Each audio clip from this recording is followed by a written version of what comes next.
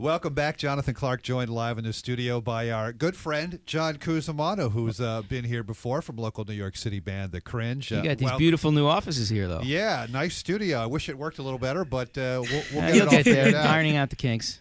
Now, this time, the whole band is not with you, but you did bring your fabulous wife, Rachel Ray. Rachel, welcome. Fabulous. Wow. Fab, delish, whatever. You know, you've got a million Delish, adjectives. that's She's great. a lot prettier than the band, I think.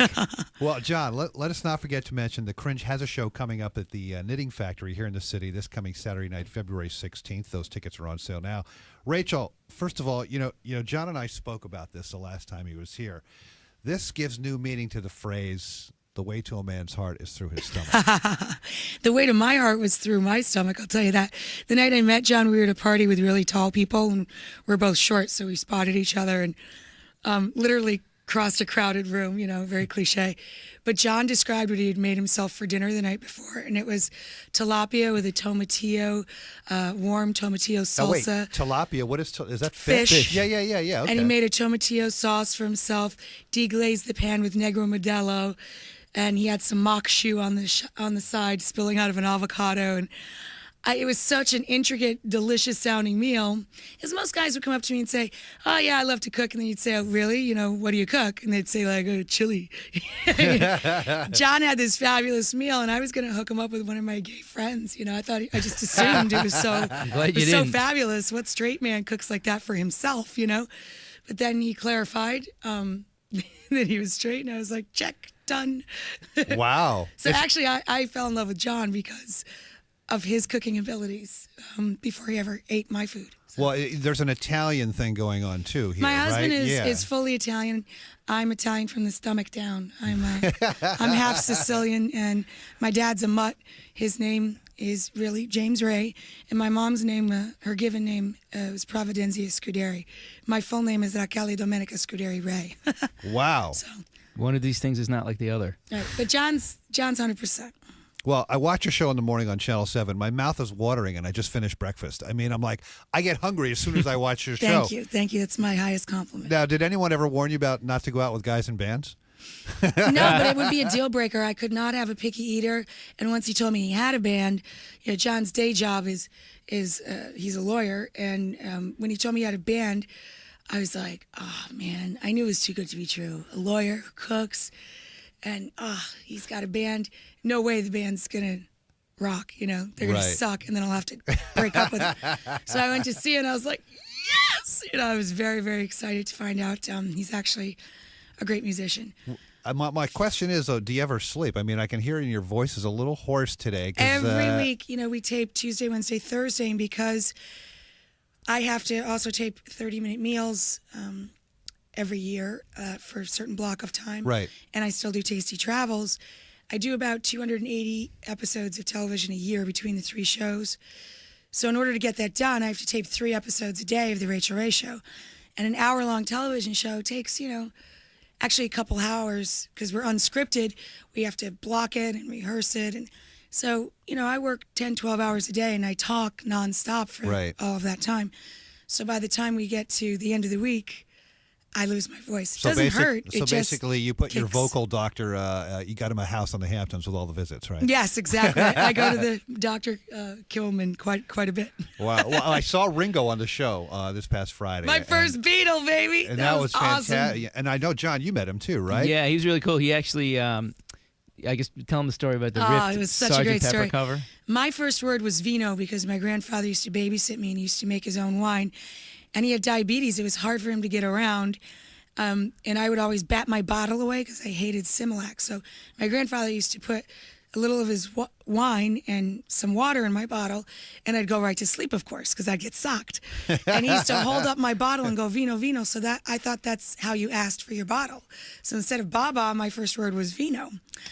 John's first word was more because he had a little portable record player, and he was playing the Beatles, Sgt. Pepper's, and his mom and dad wanted him to come to the table and sit in his high chair and eat his dinner. And John wasn't into that.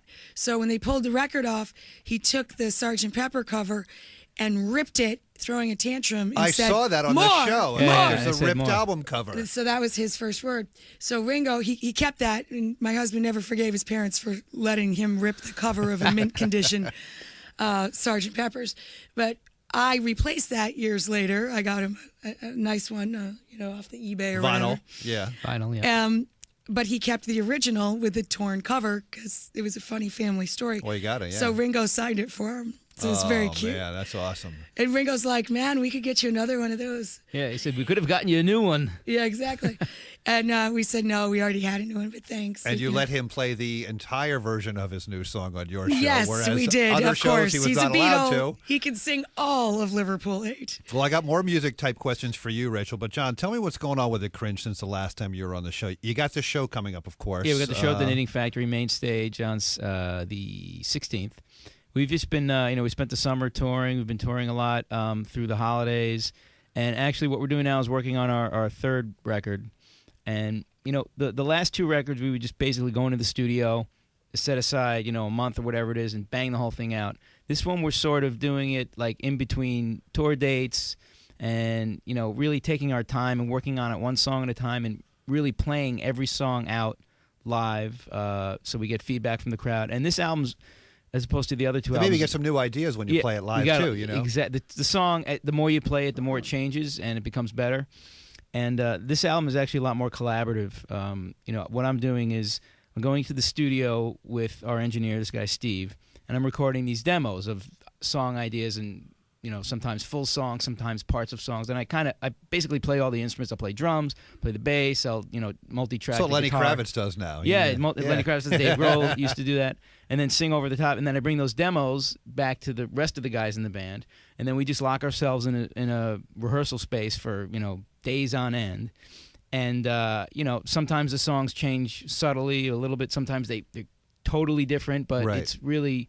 It's cool, man. It's like we're really a band, It's the first time together. I've seen you write as a group instead of just you writing a bunch of songs and telling them, here, learn this. You guys are actually collaborating, and it's a whole band. Yeah, it's really a lot of fun. More just your vision. I think the music is fantastic. So when can we hear this new album from the Cringe? Well, the thing with this process is it's sort of like a fine wine. Like, it just takes as long as it takes. Yeah, but yeah. I'm assuming we'll have the album done in another 4 months or so. All right, well, I found your Scratch the Surface CD from the Cringe back in the Ooh, day, that old 2003. And so cool song on here, Another Day. Tell me about that one. Oh, my God, that's so long ago, I don't remember. That was a while ago. That was the first song on the record. And it has this sort of like psychedelic sort of intro thing, and then it just becomes like a straight-out rocker. So it's a cool song to open that record with. Jonathan Clarke live in the studio with John Cusimano from The Cringe and his lovely wife, Rachel Ray. John, The Cringe has a show coming up. We were talking about this coming Saturday night, February 16th. So let's do this. Let's take the first three callers, 1-888-872-1043. We'll give away a pair of tickets, and you'll sign a couple CDs, maybe the vinyl version of the... We do vinyl still. the current CD, the Tipping Point, yeah, right? Tipping Point, we recorded that album. I don't know if anyone out there cares or not, but we do this thing. We record all analog. So we pack up Old school. Old school, man. Like it's 1975. We pack Exile up, on Main Street. Exactly. Well, I wouldn't dare to compare myself to the Stones and that album in particular, but same recording method, really. The whole studio's filled with vintage gear, old cool guitars, and no digital effects. We pack up the Pro Tools, roll the computers out into the hallway.